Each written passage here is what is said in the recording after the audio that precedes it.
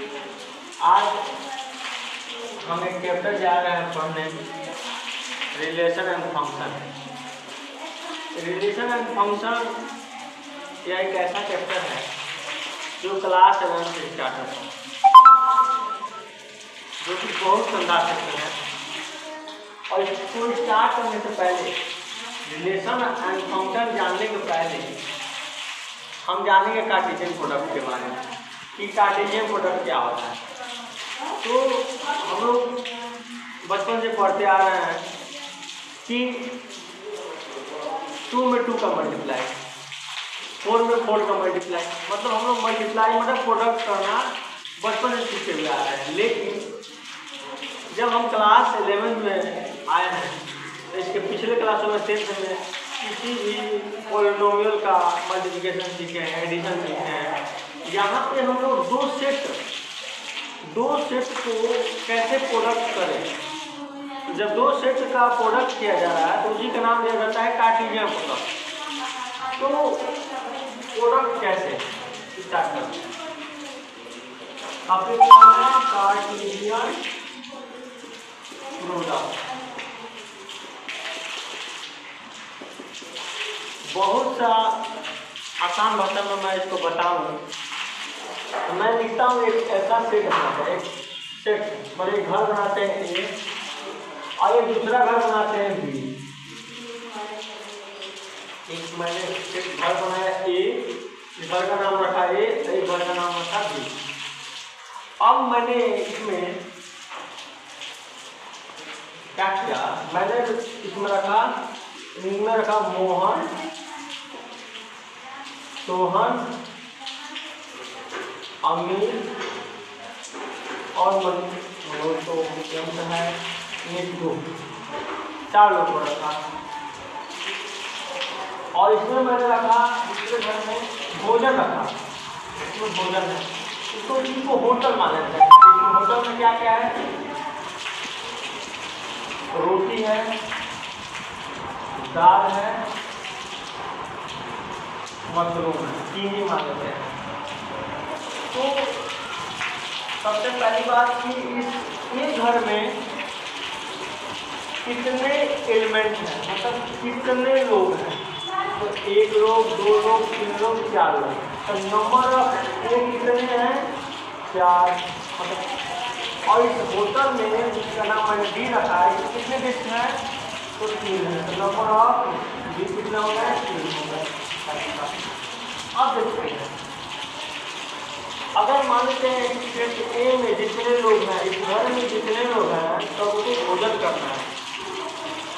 तो सबको भोजन करना है तो सिंपल सी बात है कि जो मोहन होगा वो दूसरी चपाती खा सकता है, दाल भी खा सकता है और मशरूम भी खा सकता है। मतलब उसके बाद 3 चॉइस है। तो इसका हम क्या कर रहे हैं, प्रोडक्ट कर रहे हैं। तो लिखते हैं ए कार्टेशियन प्रोडक्ट, ए कार्टेशियन, इसको बोलते कार्टेशियन प्रोडक्ट। ऐसे लिखते हैं, सेट की बात हो तो सेट में लिखेंगे और ब्रैकेट में। तो क्या कैसे प्राइस है, मोहन चपाती भी खा सकता है, मोहन दाल भी खा सकता है, अब मोहन मशरूम भी खा सकता है। मतलब मोहन के पास 3 चॉइस है भोजन करने का। सेम श्याम के पास भी 3 चॉइस है, S3 और S7। फिर से अमीर के पास 3 चॉइस है,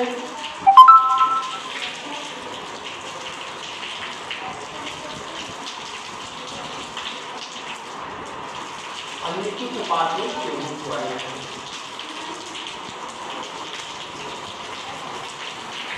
टोटल कितने, ये दोनों मिला के एक एलिमेंट होता है, क्योंकि अब ये पेयर में आ रहा है।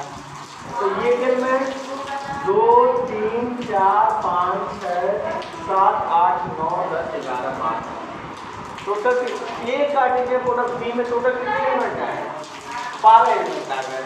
अब ध्यान देखते हैं तो हम कैसे इसको निकालेंगे, एक फार्मूला बनेगा।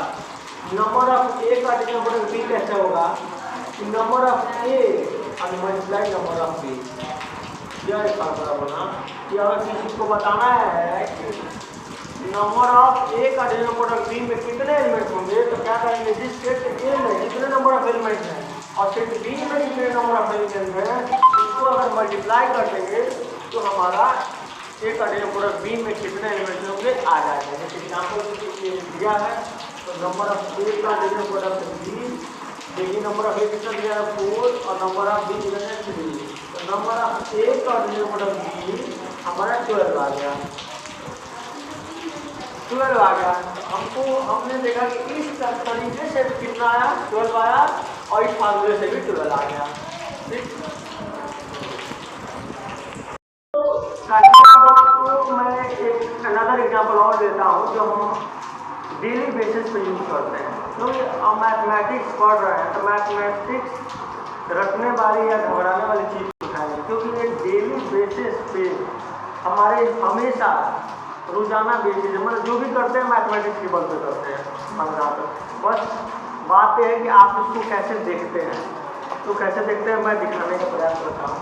कार्टेशियन प्रोडक्ट को दैनिक जीवन में अभी तो हमने देख लिया भोजन के रूप में कि कैसे जो चीज़ें होती हैं।